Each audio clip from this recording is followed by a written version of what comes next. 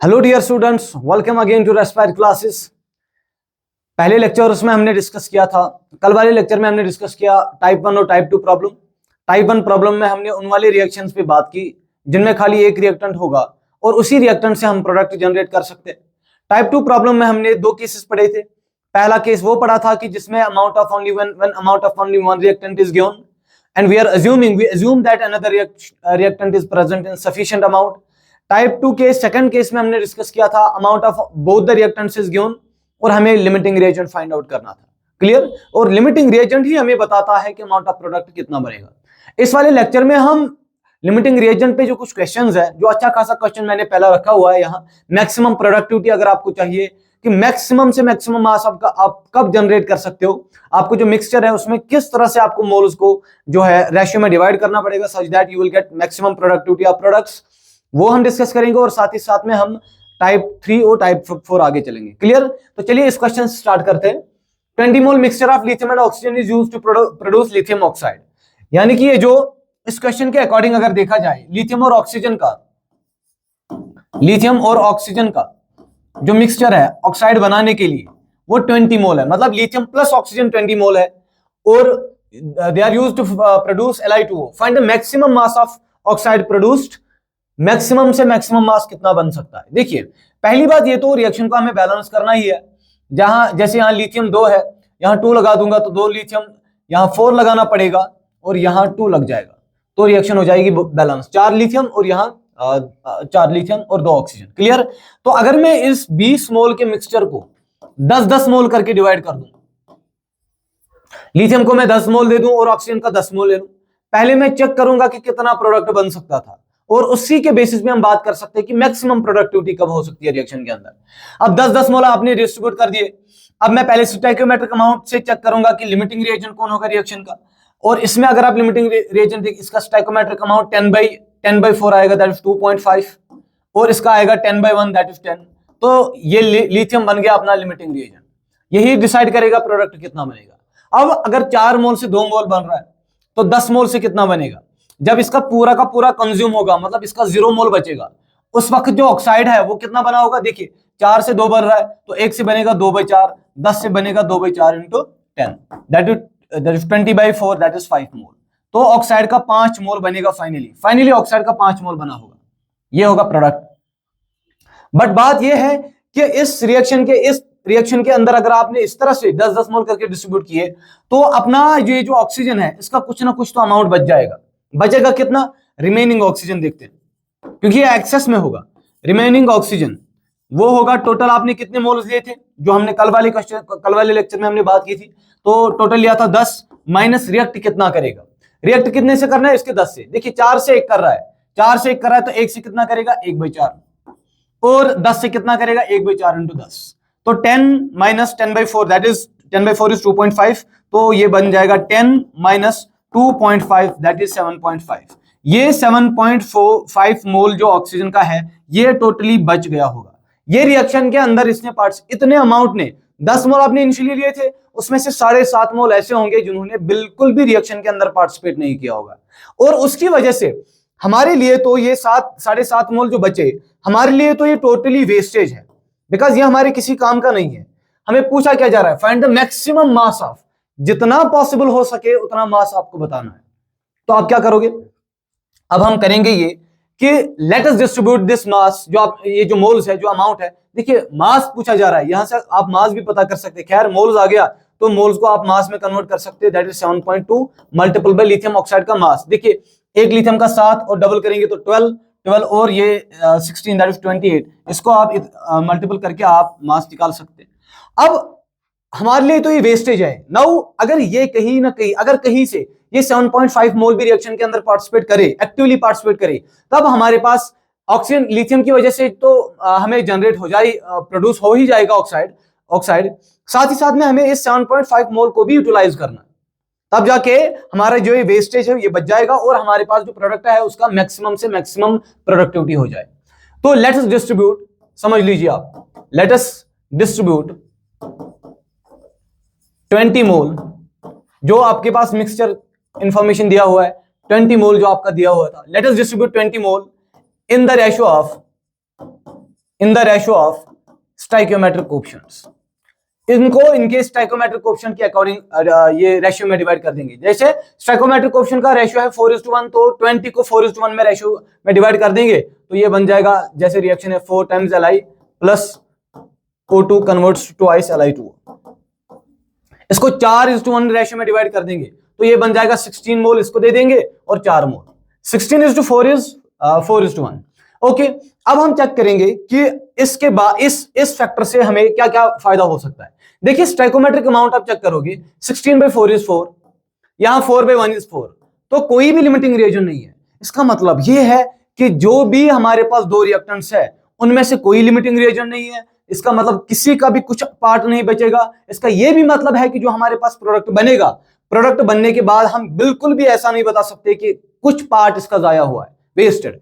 चाहे आप रिएक्शन, आप कोई लिमिटिंग रिएजन नहीं, आप प्रोडक्ट चाहे आप लिथियम के रेस्पेक्ट में देखो, ऑक्सीजन के रेस्पेक्ट में देखो, बिल्कुल प्रोडक्ट सेम होगा। चलिए लिथियम के रेस्पेक्ट में अगर हम देखेंगे, जब इसका 0 मोल बचा होगा, देखिए 4 से 2 मोल बन रहा है तो 16 से 8 मोल बनेगा, मोल मोल रेशियो। जब इसका 0 मोल बचा होगा तब इसके 8 मोल बने होंगे। ये तो हुआ टोटल मोल किसका, ऑक्साइड का। इसी से आप मास भी पता कर सकते हैं आगे। अब ऑक्सीजन के रेस्पेक्ट में देखिए 1 से 2 बन रहा है तो 4 से कितना बनेगा, 4 मोल से बनेगा 8 मोल। मतलब जब ऑक्सीजन का 0 मोल बचा होगा तब लिथियम ऑक्साइड के कितने मोल बने होंगे, 8 मोल बने होंगे। इसका मतलब यह है कि किसी का भी कोई वेस्टेज नहीं होगा, या हमारे पास कोई लिमिटिंग रिएजन नहीं है। दोनों के रेस्पेक्ट में जो आप मास जनरेट होगा वो तो दोनों के रेस्पेक्ट में क्या होगा, इक्वल होगा। तो कोई भी एक्सेस में नहीं है। इसका मतलब पूरा का पूरा जो यहाँ पे 7.5 मोल आपके बच रहे थे, जो हम ये बोल सकते थे कि ये जाया है, हमारे लिए तो कोई फायदा नहीं दे रहे थे। तो इसका मतलब ये है कि रिएक्शन को अगर आप चाहते हैं कि मैक्सिमम से मैक्सिमम प्रोडक्टिविटी मिले हमें, तो पर मोल रिएक्टेंट की जो प्रोडक्टिविटी है वो डिपेंड करता है हमें रेशियो ऑफ मोल्स को उनके रेशियो ऑफ स्टाइकोमेट्रिक कोएफिशिएंट से डिवाइड, ये ना इनको इसमें डिवाइड करना पड़ेगा। जैसे मैं यहां लिखूंगा for maximum productivity per mole of reactant for maximum productivity per mole of reactant, ratio of moles को आपने डिवाइड करना है किसके रेशियो में, ratio of their stoichiometric coefficients. तो आज के बाद जब रिएक्शन दिया होगा, बैलेंसिंग दी होगी, अगर नहीं दी है तो पहले इसको बैलेंस करना है, उसके बाद जो मिक्सचर के मोल्स है उनको उनके स्टाइकोमेट्रिक कोएफिशिएंट से के रेस्पेक्ट रेशियो में डिवाइड कर देना है टू गेट मैक्सिमम से मैक्सिमम जो हमारे पास जो प्रोडक्टिविटी होगी वो अचीव करने के लिए। क्लियर, आगे बढ़ते हैं। चलिए देखिए क्वेश्चन है, इसी के बेसिस पे थोड़ा सा इसी टाइप का थोड़ा क्वेश्चन है। वैसे लिमिटिंग रिएक्शन पे नहीं है लेकिन अच्छा खासा क्वेश्चन है, ये भी सिंपल ही है। X gram of A combines with Y atoms of B to produce 5 molecules of C। देखिए इसमें क्या है असल में, A प्लस B कंबाइन करके A plus Y atoms of B converts to 5 molecules of C। A plus B C बना रहा है, तो इसके X ग्राम दिए हैं, मतलब मास दिया है, Y एटम, इसके Y एटम्स दिए हैं, तो प्रोड्यूस 5 मॉलिक्यूल्स, इसके 5 मॉलिक्यूल्स दिए। ये तो गिवन इंफॉर्मेशन है। क्लियर, चलिए और क्या करना है, find the molecular weight of compound. इस कंपाउंड जो बना, ये कंपाउंड जो बना, इसका मॉलिक्यूलर वेट पता करना है। Molecular weight of B is m gram. चलिए बी का मॉलिक्यूलर वेट m ग्राम दिया है। तो देखिए रिएक्शन के अंदर तो नंबर ऑफ मोल्स तो चेंज होते ही होते हैं। जब कोई केमिकल रिएक्शन होगी नंबर ऑफ मोल्स तो चेंज होंगे बट मास रिमेन्स कंजर्व्ड। जो रिएक्टेंट का टोटल मास है वो प्रोडक्ट के टोटल मास के बराबर होगा। मैं बोल सकता हूं कि यहाँ पे, खैर यहाँ पे तो x ग्राम दिया ही हुआ है, तो इसको मैं पहले, इसके एटम्स को पहले हम इसके मोल्स में कन्वर्ट करेंगे। तो मोल्स किसके बराबर, देखिए एटम्स दिया है तो y एटम डिवाइड करूंगा Na से, तो ये बन गया मोल्स। क्लियर, अब मोल्स आ गया तो मास भी आ सकता है, तो इसी के मोल्स को y डिवाइड बाय Na, ये तो मोल्स है, इसको इसके ग्राम एटॉमिक मास से मल्टीपल करूंगा या मोलर वेट से मल्टीपल करूंगा तो कितना है m ग्राम। और ये मॉलिक्यूल्स, देखिए 5 मॉलिक्यूल्स दिए हैं, 5 मॉलिक्यूल्स को पहले मैं मोल्स में कन्वर्ट करूंगा, that is 5 by Na। Okay, that is number of molecules, number of atoms, number of particles divide by Avogadro number, that is number of moles actually. तो mass किसके बराबर होगा, फिर मास बराबर होगा 5 डिवाइड बाय Na इनटू इसका molar wait या ग्राम atomic मास जिसे आप कहते हैं, तो सपोज इसका कैपिटल M है, तो इसको मैं लिख सकता हूं molar weight of compound. Clear, यही मोलर वेट ऑफ कंपाउंड करना है। और इसका मास क्या आ गया, इसका मास तो पहले से दिया था, कितना, x ग्राम।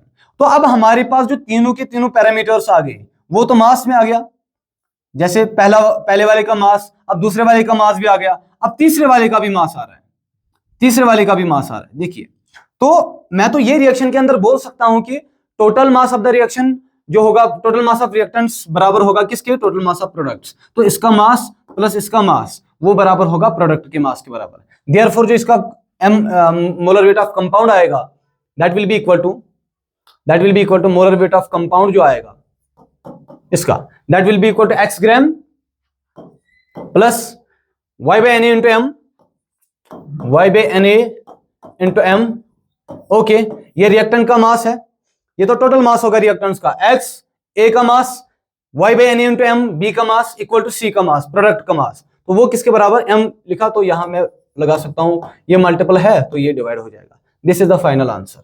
ये आपके पास ये इक्वेशन आ जाएगी, m यानी कि molar weight of compound that will be equal to x plus y by Na into m, और ये 5 by Na था यहां से, तो ये कर दिया Na by 5। This is the answer.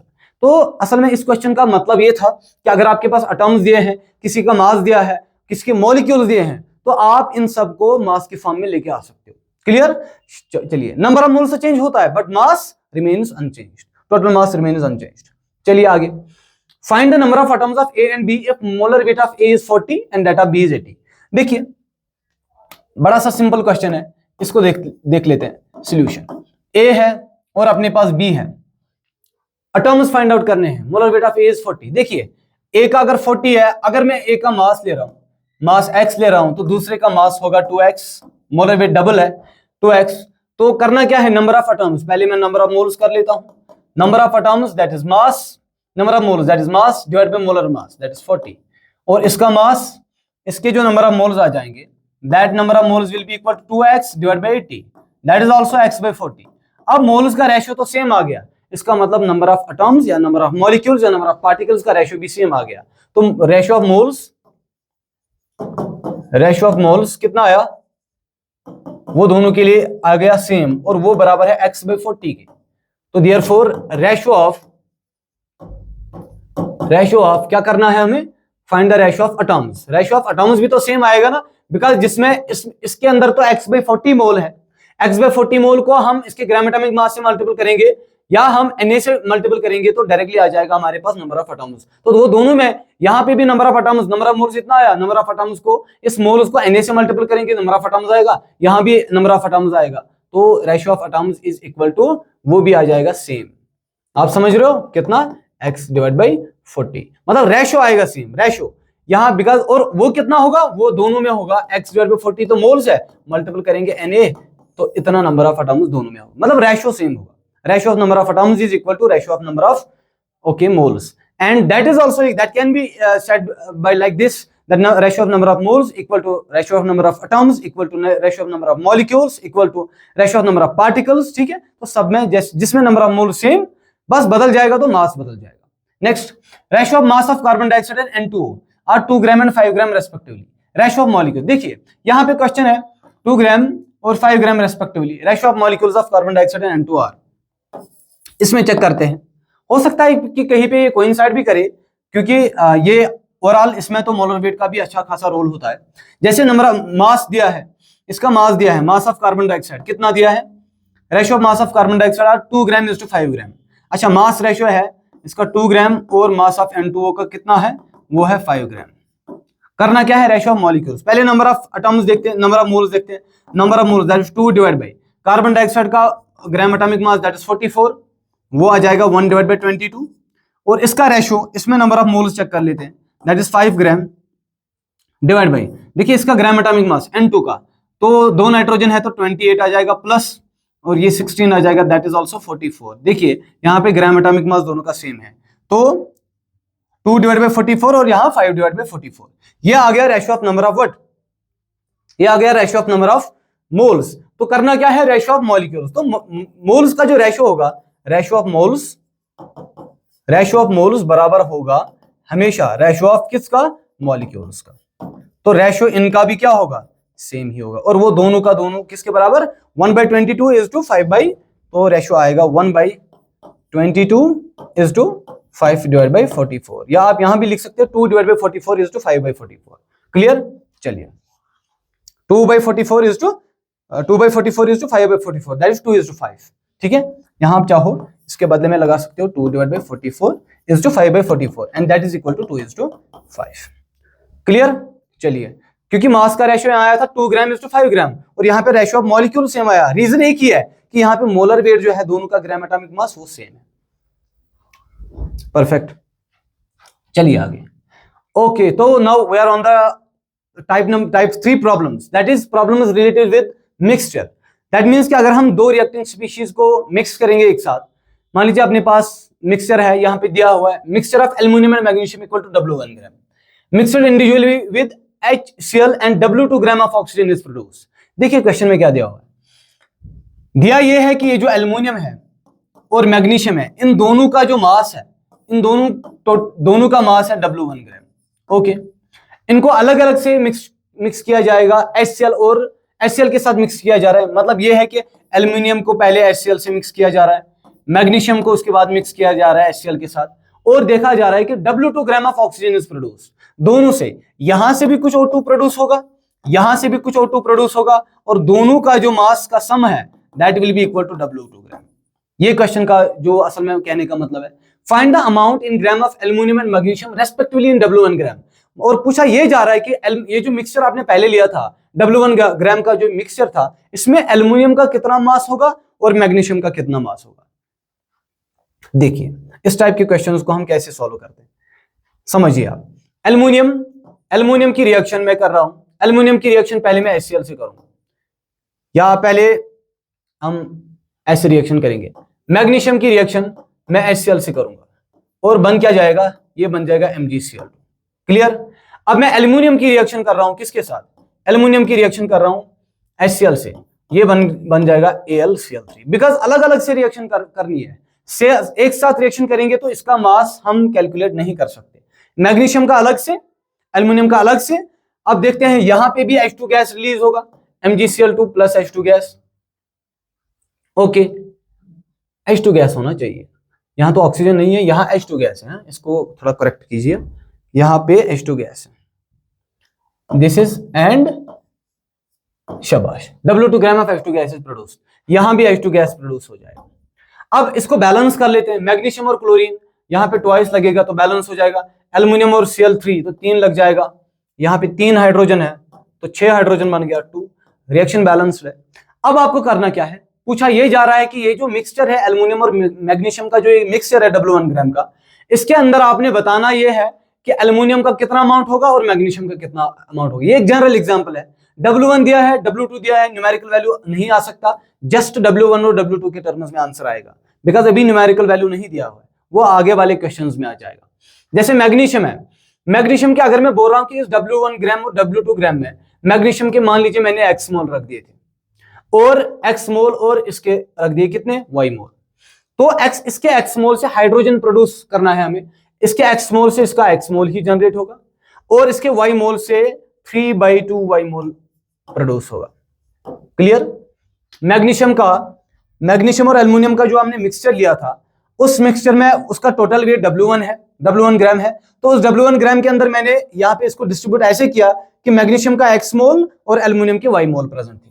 अब मैग्नीशियम का मास चेक कर लेते हैं, मैग्नीशियम का मास कैसे होगा, कितना होगा, मैग्नीशियम का मास होगा, देखिए इसके moles that is X into, और इसका मैग्नीशियम का जो ग्राम एटॉमिक मास है दैट इज 24x, और एल्युमिनियम का देख लीजिए इसका मास कितना होगा, एल्युमिनियम का मास होगा 27y, moles into gram atomic मास 27y, तो ये इसका मास आ गया 27y ग्राम, और यहां आ गया 24x ग्राम। चलिए इसको देख लेते हैं, इसका मास देख लेते हैं, मास देख लेते हैं तो दैट इज 2x, और इसका मास देख लेते हैं दैट इज 3/2 इंटू y, ये तो मोल्स है, इंटू 2, तो वो बन जाएगा 3y, इतना ग्राम, ये 2x ग्राम। अब क्वेश्चन को समझ लेते हैं। अब सोचिए आपकी ये जो अपने पास दो इक्वेशंस बननी चाहिए, बिकॉज हमसे मास किस किस का पूछा जा रहा है, हमसे मास पूछा जा रहा है मैग्नीशियम का भी, और मास पूछा जा रहा है एल्युमिनियम का भी। अगर हम मैग्नीशियम के रेस्पेक्ट में बात करेंगे तो टोटल मास जो इन दोनों का होगा वो टोटल मास इसके बराबर होगा, that will be equal to, that means अगर मैं इस तरह से लिखूं कि 27 यहां 24 है, 24x plus 27y, 24x plus 27y that will be equal to W1 gram. क्यों? इस इक्वेशन को आप समझिए। देखिए ये क्या है असल में, 27x is what, 24x is what, 24x is mass of magnesium. अच्छा 27y is mass of aluminium, तो mass of magnesium plus mass of aluminium बराबर किसके, W1, वही तो दिया था इंफॉर्मेशन में W1। और हाइड्रोजन का कितना अमाउंट प्रोड्यूस हुआ, देखिए पहले में मास कितना प्रोड्यूस हुआ, पहले में मास प्रोड्यूस हुआ 2x, दूसरे में मास प्रोड्यूस हुआ 3y, ये ग्राम्स में है, और वही बराबर किसके, W2 ग्राम के बराबर। ये बन गया आपका इक्वेशन नंबर सेकंड। जैसे ये वाला इक्वेशन फर्स्ट बना था और ये वाला हमारा बन जाएगा equation number, this is equation number second. Hydrogen के रेस्पेक्ट में ये देखिए 24x is the mass of magnesium, 27x is the mass of aluminium and that equal to mass of magnesium plus mass of aluminium is equal to W1 gram as per question.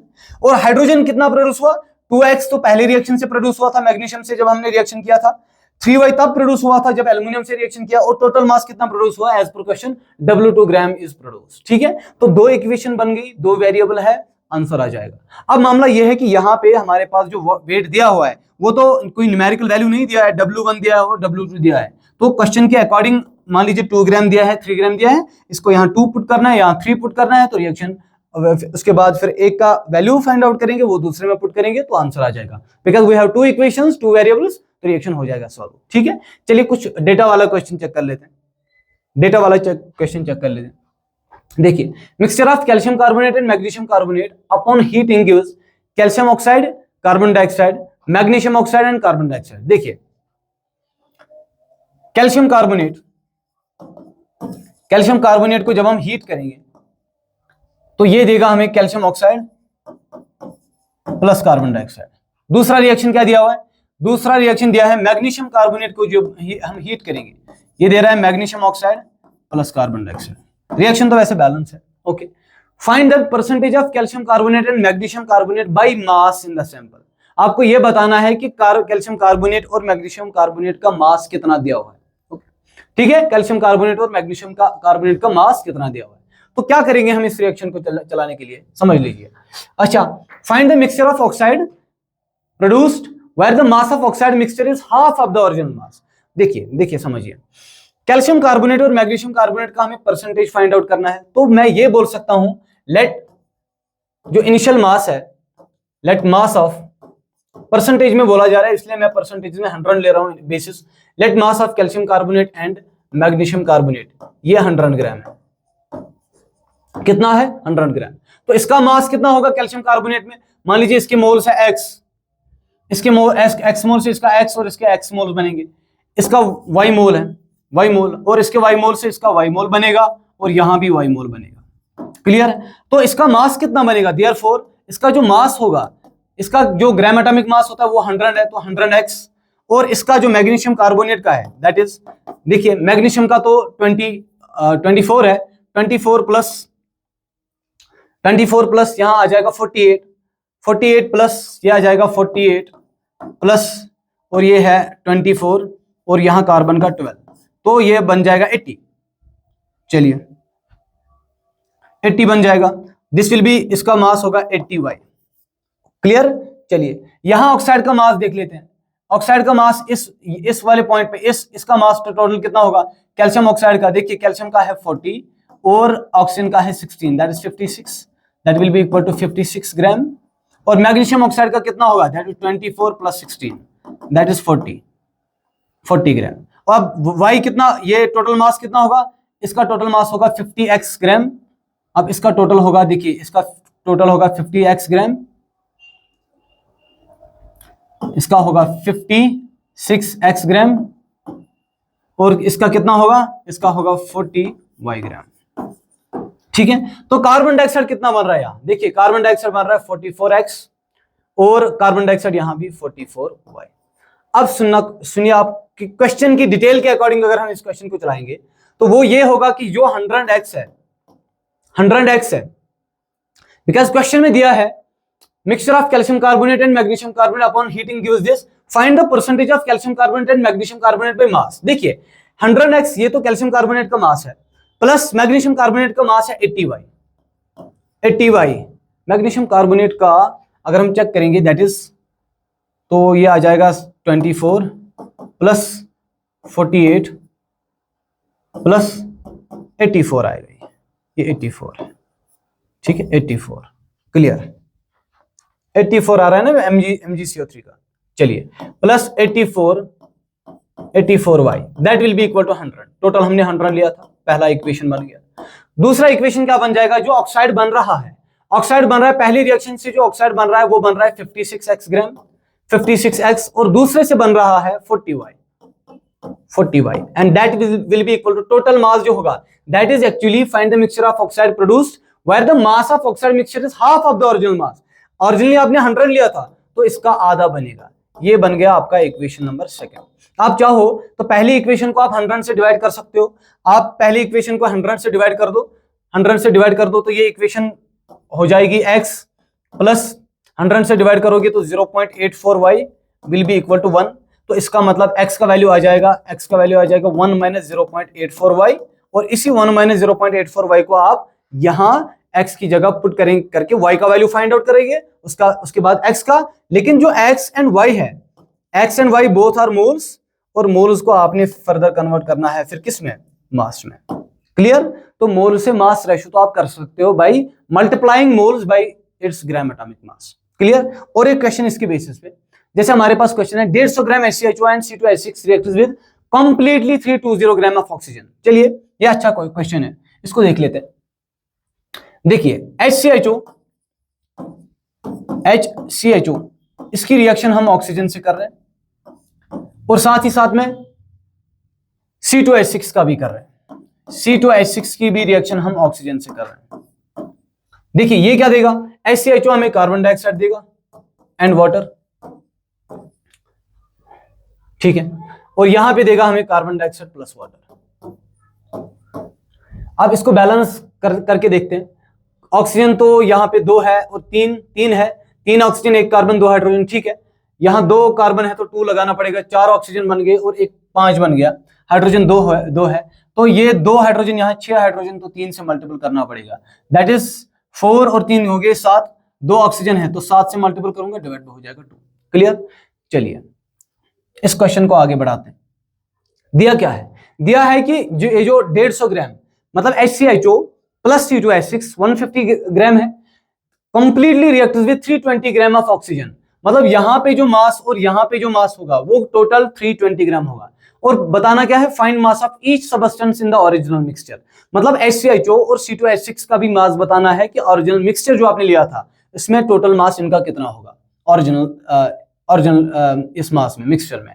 तो अगर मैं फिर से इसका x मोल ले रहा हूं और इसके y मोल ले रहा हूं, तो इसके x मोल, अभी तो ऑक्सीजन के रेस्पेक्ट में बात करनी है, तो इसके x मोल इसके x मोल से ही रिएक्ट करेगा, और इसका y मोल इसके 7/2 y मोल से रिएक्ट करेगा।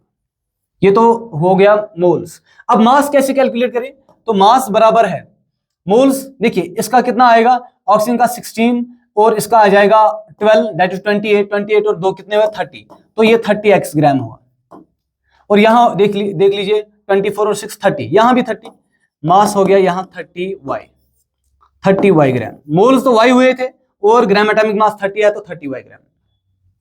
आगे चलते हैं, ऑक्सीजन में देख लेते हैं। ऑक्सीजन का यहां कितना है 32x मास होगा, और यहां कितना होगा 7/2y इंटू 32, 7/2y इंटू 32। फिलहाल इसको एज इट इज रहने देते हैं, हो सकता है कैंसिल हो जाए। अब गिवन क्वेश्चन के अकॉर्डिंग जो हमसे पूछा जा रहा है वो ये पूछा जा रहा है कि ये जो HCHO है, HCHO का मास देखिए, मास of HCHO plus mass of C2H6 वो बराबर है 150 ग्राम। इसका मतलब ये है कि ये जो 30x है प्लस 30y है वो 150 ग्राम। तो इसको आप सॉल्व भी कर सकते हो, तो वो इसके बदले में आप लिख सकते हो x plus Y equal to 5। एक सिंपल इक्वेशन में हो गया। 30 को कैंसिल करते हैं, यहां से कॉमन लेके कैंसिल कर दो। अब दूसरे साइड से ऑक्सीजन के बारे में अगर बात की जाए, तो मास ऑफ ऑक्सीजन यहां प्लस मास ऑफ ऑक्सीजन यहां, that will be equal to 320 gram. इसका मतलब 32x plus 7/2y into 32 that is equal to 320। देखिए आप यहां से 32 कॉमन लेंगे, आप यहां से 32 कॉमन लेंगे तो 32 और 32 यहां से कॉमन आ जाएगा, वो कट जाएगा 10 से। तो यहां पे बचा क्या, बचा यहां पे खाली x plus 7/2y equal to 10। तो इस x की जगह आप वैल्यू पुट कर दो, कौन सा वाला, x का वैल्यू यहां आ जाएगा 5 माइनस वाई। तो आप यहां पुट कर दीजिए, इसको यहां कर लेते हैं। तो x की जगह आप पुट कर दीजिए 5 minus Y, that will be 5 minus Y plus 7y divide by 2 that will be equal to 10। तो ये बन जाएगा 2 5 that is 10 minus 2y plus 7y equal to 2 into that will be equal to 2 into 10 that is 20। तो देख लेते हैं, यहां बन जाएगा 5y that will be equal to 10, तो y का वैल्यू आ गया 2। जैसे y का वैल्यू आया 2 तो x का वैल्यू खुद ब खुद बन जाएगा 3, बिकॉज x प्लस y दोनों का जो एडिशन है दैट इज इक्वल टू 5। चलिए अब करना क्या है, हमें मास बताना था। तो y क्या है, y तो मोल्स है। चलिए y2 है, x3 है, तो इसका मतलब ये है जो मास ऑफ, यहां हम कैलकुलेशन करेंगे ये वाला पार्ट। तो मास ऑफ ये जो HCHO है, mass of HCHO that is equal to 30 into X, 30x, इसका मतलब 30 इंटू एक्स का value that is 3, that is 90 gram. Okay, mass of C2H6, C2H6 का मास 30y, y का वैल्यू 2, 30 इंटू 2 दैट इज 60। तो अब अगर यहां से भी आप क्रॉस चेक करना चाहते हैं तो mass of HCHO plus mass of C2H6 90 plus 60 that is also 150। Clear. तो इसका मतलब जो मिक्सचर के अंदर जो HCHO का मास था वो 90 ग्राम था और C2H6 का जो मास था वो 60 ग्राम था। इससे आप ऑक्सीजन का मास भी पता कर सकते हैं। जैसे आपने यहाँ पे 32 इंटू एक्स का वैल्यू क्या लगा दोगे आप, एक्स का वैल्यू लगा दोगे आप 3, तो that will be equal to that is 96 gram. तो ऑक्सीजन का यहां से प्रोड्यूस हो रिएक्ट करेगा, यहां से बन जाएगा ये 7/2 इंटू वाई का वैल्यू 2 इंटू बन जाएगा 32, 2 कैंसिल आ जाएगा, तो 7/2 that is 14, 7/3 that is 21, that is 22, 224 gram. आप अगर चेक करेंगे 224 plus 96 gram that will be equal to 320 gram. यहां से भी आप क्रॉस चेक करके बता सकते हैं कि ऑक्सीजन का कितना मास कहां पे यूज हुआ है। यहाँ पे ऑक्सीजन का मास 96 ग्राम यूज हुआ है और यहाँ पे ऑक्सीजन का मास 224 ग्राम यूज हुआ है एल्युमिनियम के साथ, ये C2H6 के साथ। क्लियर। चलिए टाइप 4 प्रॉब्लम में हम बात करेंगे percentage purity and percentage yield पे, बट ये वाला जो लेक्चर है इस वाले लेक्चर को हम कल डिस्कस करेंगे अपने नेक्स्ट वाले लेक्चर में। तो तब तक के लिए थैंक यू वेरी मच।